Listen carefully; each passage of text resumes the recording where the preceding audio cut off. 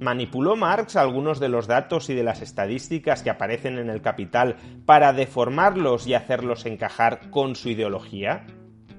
Veámoslo.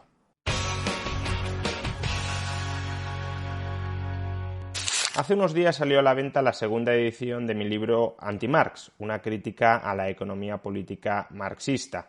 En esta segunda edición se incluyen algunas páginas adicionales que no estaban insertas en la primera edición.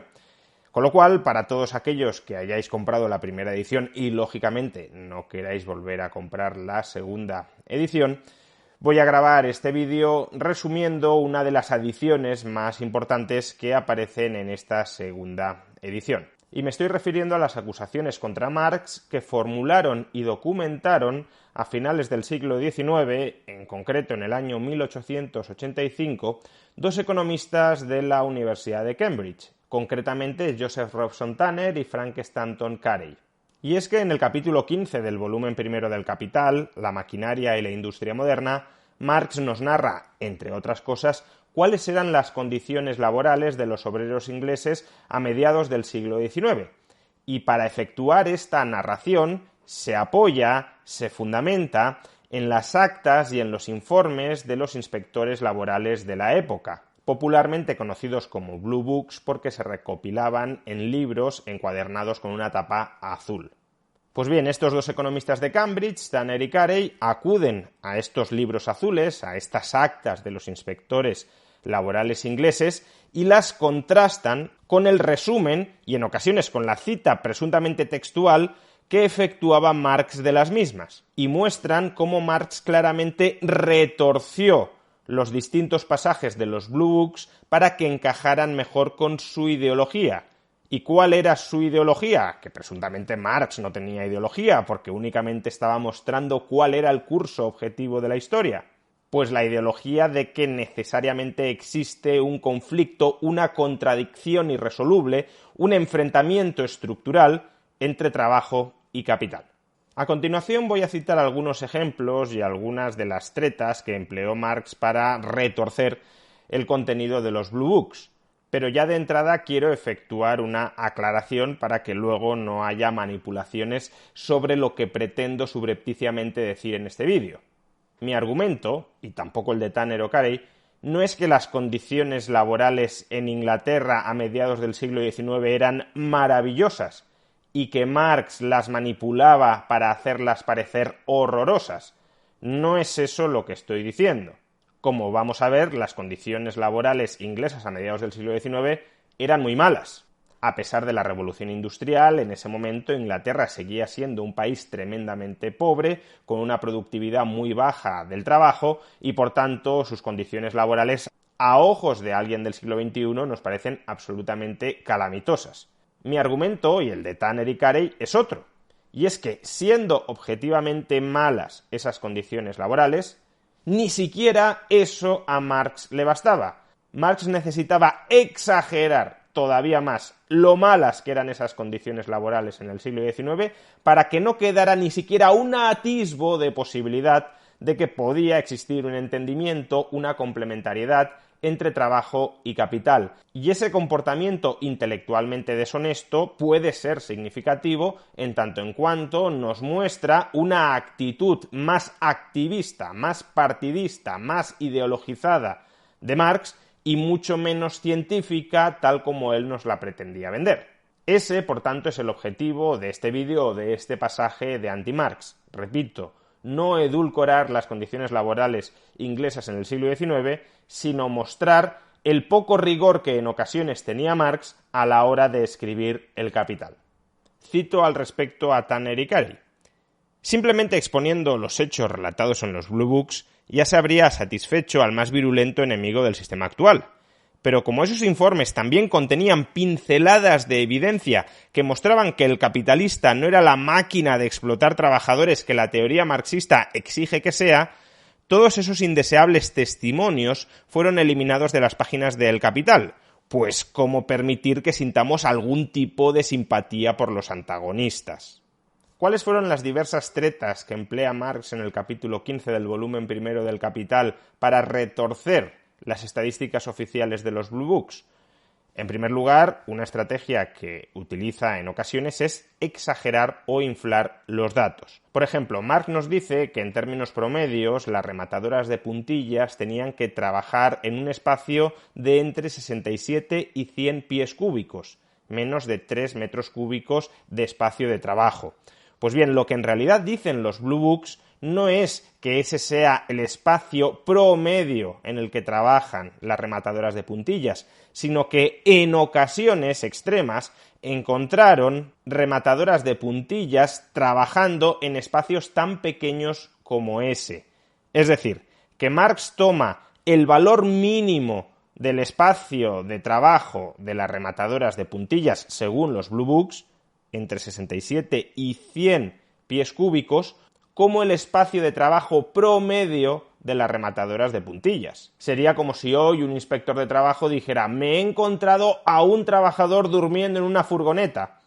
Y el Marx de la actualidad dijera: los españoles de la época normalmente vivían en furgonetas.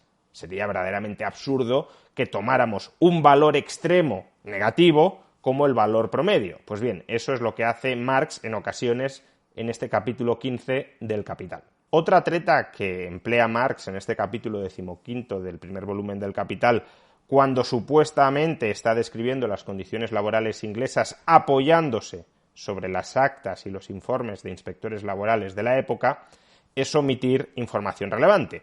No es que incluya información falsa, pero omite otra información igualmente cierta que matiza de una manera significativa el relato que está construyendo sobre una información parcial de los Blue Books.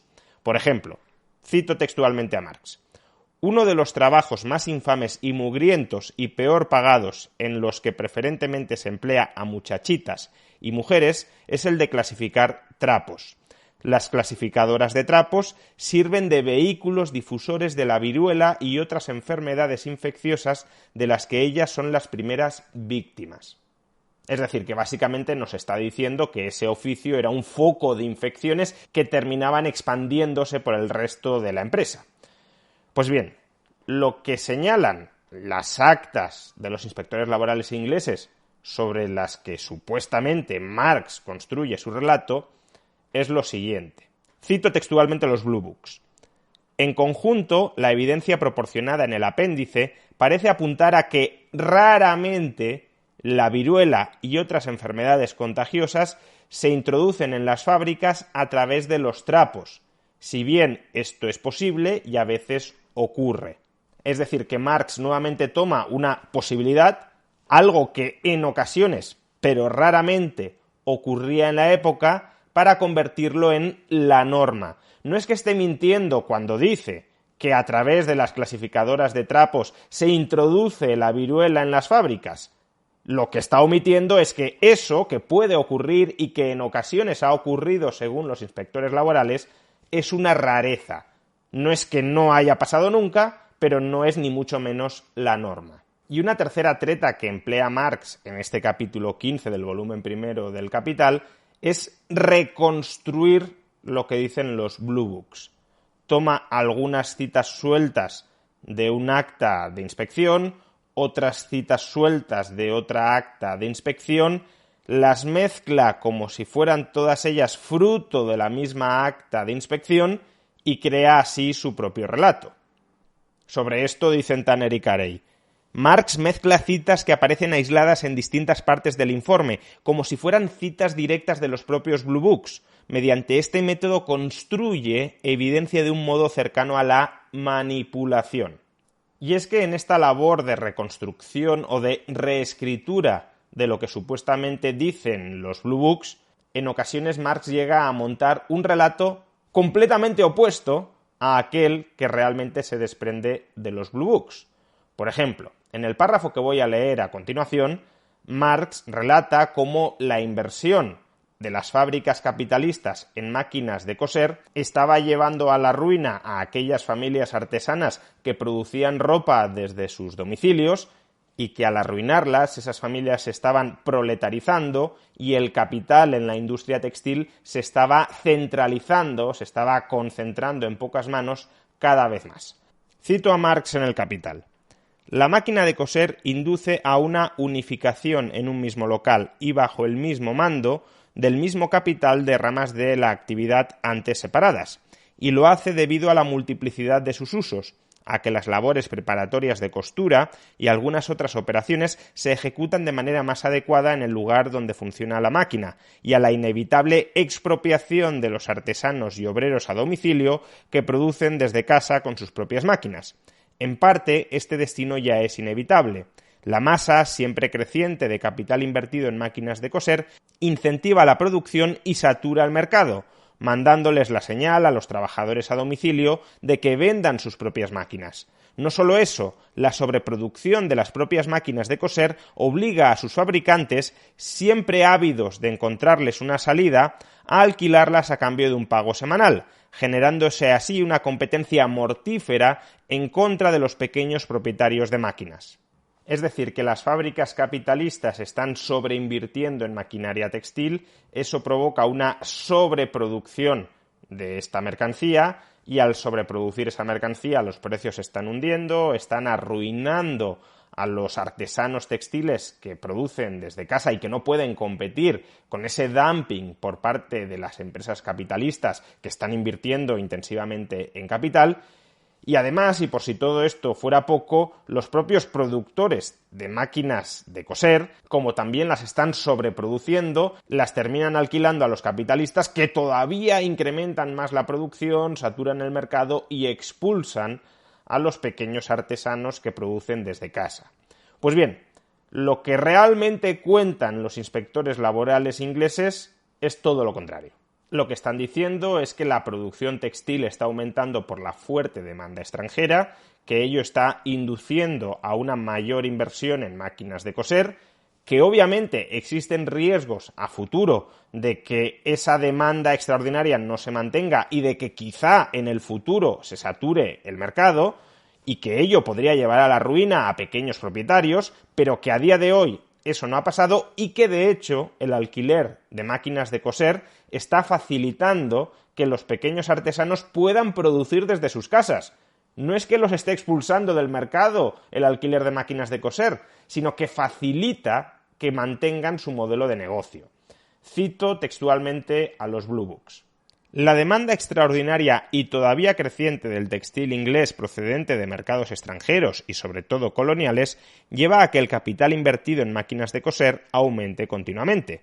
Cabe dudar de si, una vez muchas mujeres hayan aprendido a usar la máquina de coser, se mantendrá su salario comparativamente elevado y si la habitual falta de prudencia en la inversión habrá cesado a tiempo como para seguir permitiendo a cada familia mantener su capital en la forma de una máquina de coser. A día de hoy, sin embargo, no es poco habitual que las máquinas de coser sean alquiladas semanalmente, ya sea al productor o al empleador, para que las trabajadoras trabajen desde sus casas.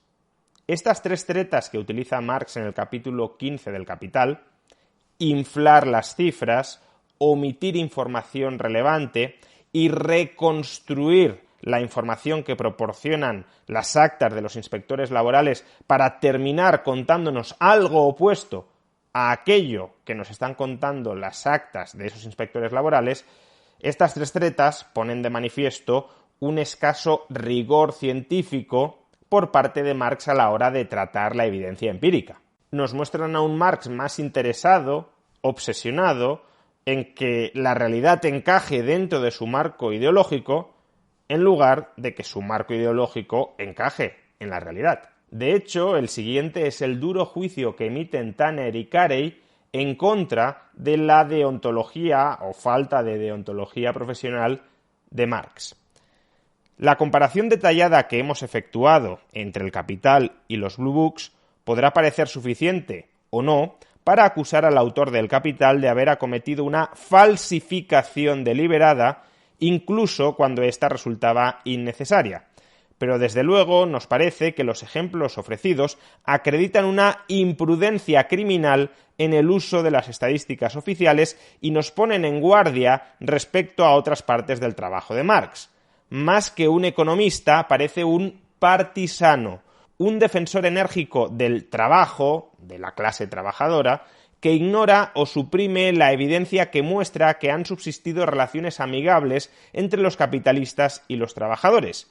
Con tal de demostrar su concepción del capitalista fariseo, traduce el lenguaje riguroso y moderado de los Blue Books en ardientes filípicas contra los capitalistas y se arroga la autoridad de los informes oficiales para hacer afirmaciones que no tienen cabida en la textualidad de los mismos. Pues esto y mucho más en Anti-Marx.